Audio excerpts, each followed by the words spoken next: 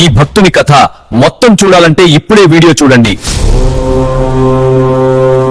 మరణాన్ని కూడా జయించిన ఒక భక్తుడు ఉన్నాడని మీకు తెలుసా? సంతానం కోసం ఋషి దంపతులు శివుడిని ప్రార్థించగా వారికి పుట్టినవాడు మార్కండేయుడు. జన్మతోనే శివభక్తుడు. కాని విధి చెబుతుంది ఆయుష్ కేవలం 16 సంవత్సరాలు. ఆయుష్ ముగిసిన రోజు యముడు స్వయంగా వచ్చాడు.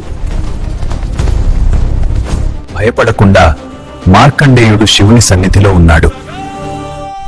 ఆ క్షణం శివుడు తన భక్తుడు కోసం కైలాసం వదిలి వచ్చాడు.